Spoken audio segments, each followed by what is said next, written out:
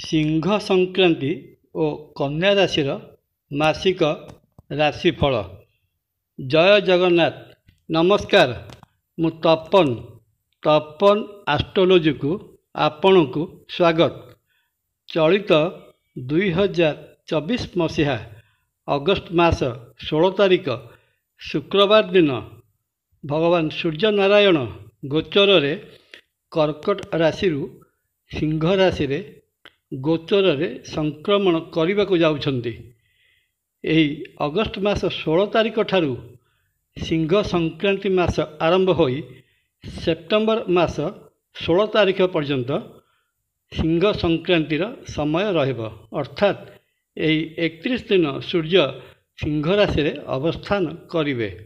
सूर्यंकर सिंह राशि रे संक्रमण राशि चक्रर द्वादश राशि को प्रभावित करुवा बेले एही क्रम आज जानिबा एही समय रे सिंह संक्रांति मासरे कन्या राशि ए मास जाक कौन फल देवे।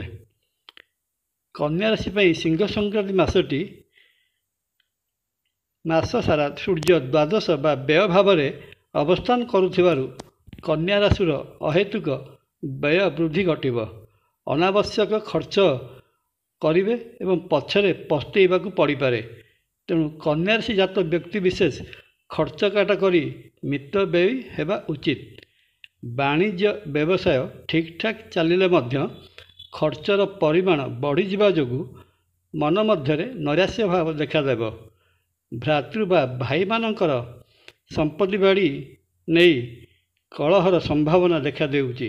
शत्रु वृद्धि हेले मध्य शत्रु नाश जोग थिबारु शत्रु माने दबी करी रहिबे।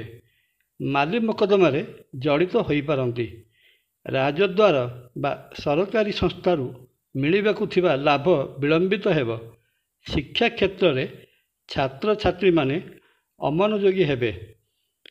पूर्व दिग को भ्रमण बा तीर्थाटन रे जाई पारंती। सिंह मासरे सहधर्मिणी स्नेह और सहयोग आपण मनरे अपार खुशी आनीदेव। सहयोगी मान तथा मित्र मान सहायतार वाणिज्य व्यवसाय ठू आरंभ करी जीवन समस्त क्षेत्र में आपण को भल उपदेश मिलिब। एही समयर सदुपयोग करेंगे थंडा काशजनित रोग आक्रांत करिपारे। वर्षारे भिजिबा बंद करेंगे। बहुत दिन बंद पड़ा कलम पुणी थे सक्रिय हो पारे। नुआ नुआ गप कविता लेखिबाकू मन बलिब।